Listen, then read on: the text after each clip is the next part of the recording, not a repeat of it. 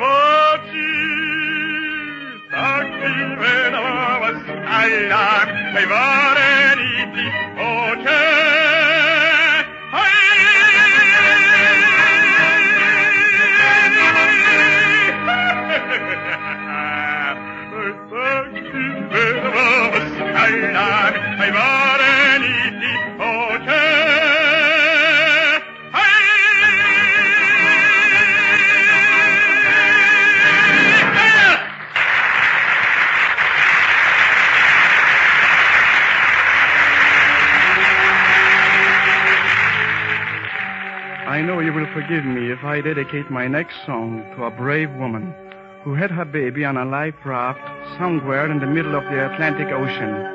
It is a Slavic cradle song.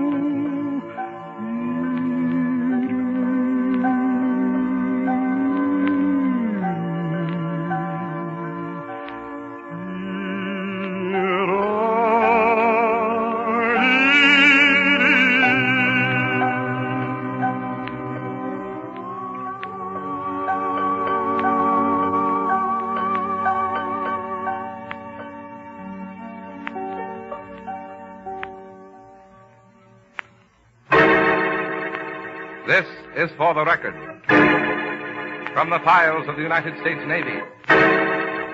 These are facts.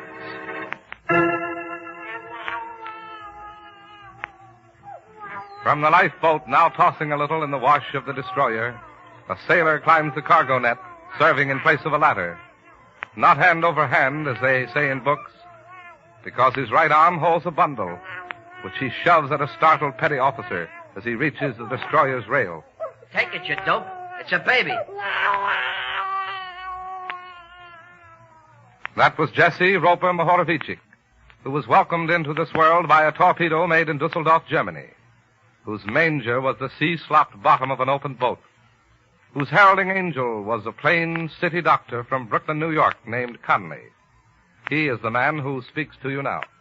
We were a day off the Atlantic coast, aboard a small passenger and cargo ship.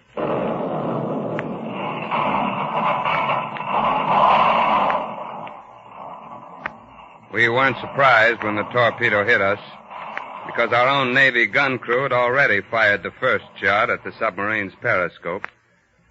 And 7 days before, we had only been a few hours at sea, the captain spoke to all of us in the dining salon.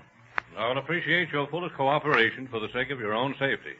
It may seem strange that the closer we get to safety, the greater the danger from enemy submarines will become. But that's the way it is.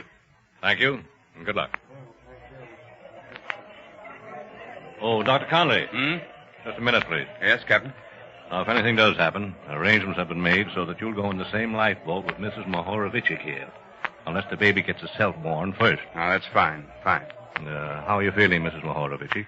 Oh, very good. Thank you, Captain.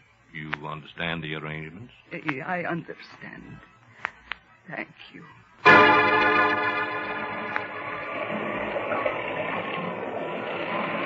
Boat number 5, full up. Lower away. Hey, hold it down there.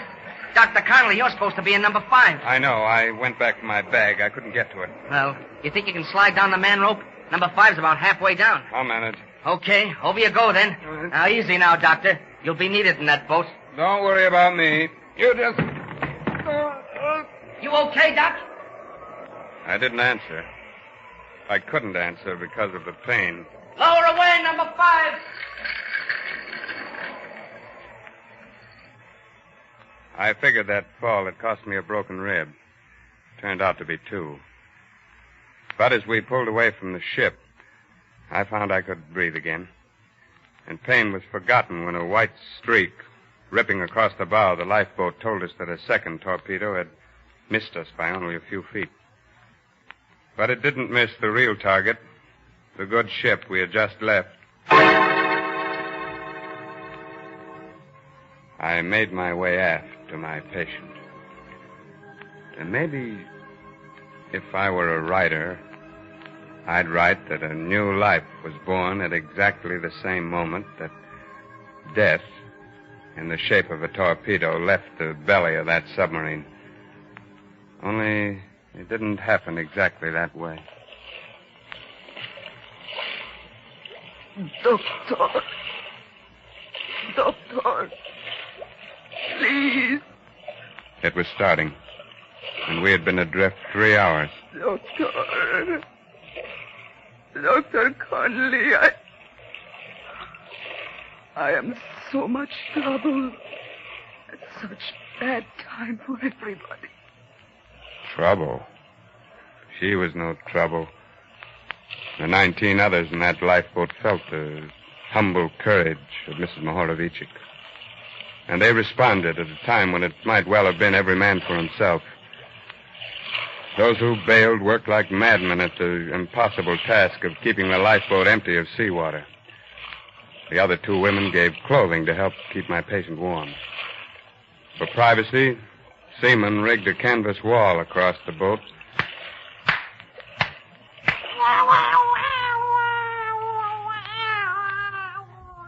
So, 6 hours later, Mrs. Mohorovicic's baby was born. Still, it was a long time before the destroyer found us. And I had time to think. Death, through science, had won the cards that day. Or had it? There was the submarine, created by man. There was the torpedo, created by man. And yet, there in the face of it all, in spite of death and science and man, there was a baby, created by God. There was life. The man who aimed those torpedoes aimed to kill without regard for anything but death and destruction. But you heard what happened. 40 hours later, out of a lifeboat, symbol of death and destruction, a sailor climbed a cargo net to the deck of a rescue ship. He shoved a tiny bundle at the startled man who stood there and said, "Take it, you dope. It's a baby." I hope I won't be accused of irreverence or sacrilege, but I can't help wondering sometimes. I can't help wondering if God ever laughs.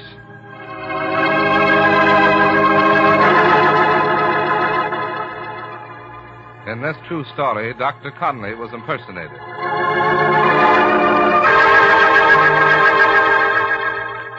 Life. Precious life. A free life. What does the future hold for this child which is in our keeping? Will it be a free life, blessed with the happiness and abundance which is America?